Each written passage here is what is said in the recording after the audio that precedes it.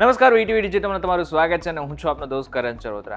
આખરે જે ચોમાસું છે એ કેરળના દરિયાકાંઠા સુધી પહોંચી ગયું છે, પરંતુ આગળના સમયમાં ગુજરાતમાં પણ સારો એવો વરસાદ પડવાનો છે. જો કે ઓલરેડી 2 થી 4 દિવસની અંદર જ ઘણા બધા એવા વિસ્તારો છે કે જ્યાં સારો એવો વરસાદ પડી ચૂક્યો છે, પરંતુ હવે આગળના 5 દિવસ કયા કયા વિસ્તારોમાં વરસાદ પડી શકે છે એની વાત આપણે આજના વિડીયોમાં કરવાના છીએ. પરંતુ એની પહેલાં જો હજુ સુધી તમે અમારી યુટ્યુબ ચેનલને સબસ્ક્રાઇબ નથી કરી તો ચોક્કસથી એક વખત સબસ્ક્રાઇબ કરી નાખજો. સૌથી પહેલાં ચાર્ટ જોઈ લો, ક્યાં એકચ્યુઅલમાં હજી સુધી જે ચોમાસું છે એ પહોંચ્યું છે.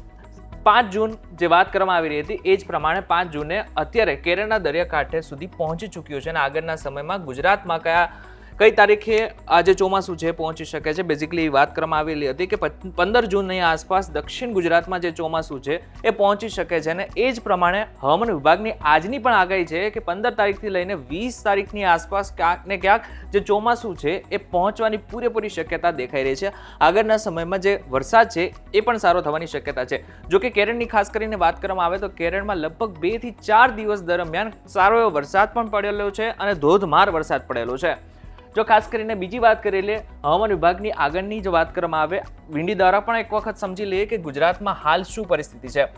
જો કે સૌરાષ્ટ્રના મોટાભાગના જે દરિયાકાંઠાના વિસ્તારો છે તે ખાસ કરીને અત્યારે વરસાદી માહોલ જોવા મળી રહ્યો છે. એમાં પણ ખાસ કરીને ભાવનગર, મહુવા, વેરાવળથી લઈને જૂનાગઢ સુધીના કેટલાક વિસ્તારોની અંદર છૂટોછવાયો વરસાદ પડેલો છે. જ્યારે બીજી બાજુ મુંબઈની આસપાસના વિસ્તારો અને દક્ષિણ ગુજરાતમાં જો ખાસ કરીને વાત કરવામાં આવે તો સુરતની આસપાસના વિસ્તારોમાં વરસાદી માહોલ જામ્યો હતો. જો કે 2-3 દિવસ પછીની વાત કરીએ તો ખાસ કરીને આગળના સમયમાં જો 6 તારીખની વાત કરી લઈએ, 6 તારીખે દક્ષિણ ગુજરાતમાં ફરીથી એકવાર એ જ પરિસ્થિતિ રહેશે, પરંતુ 7 તારીખે માહોલ થોડો બદલાઈ જશે. વાતાવરણમાં થોડી ગરમી દેખાઈ શકે છે. વરસાદ ન પણ હોય, છૂટોછવાયો વરસાદ જે પડવાની શક્યતા હતી એ ન પણ હોઈ શકે, પરંતુ 8 તારીખે ફરીથી એકવાર દક્ષિણ ગુજરાતમાં ખાસ કરીને વરસાદી માહોલ થઈ શકે છે. બાકી બધા જ વિસ્તારોની અંદર સૂકું વાતાવરણ રહેવાની પૂરી શક્યતા છે.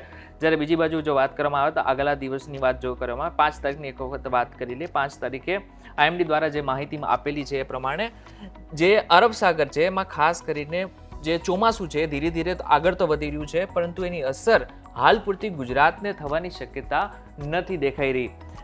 આ એક IMD નો સેટેલાઇટ ઇમેજ પણ જોઈ લો કે જ્યાં બેઝિકલી જે વાદળછાયું વાતાવરણ છે, સફેદ કલરનો જે પટ્ટો દેખાઈ રહ્યો છે, બેઝિકલી ધીરે ધીરે ચોમાસું આગળ વધી રહ્યું છે એની માહિતી છે.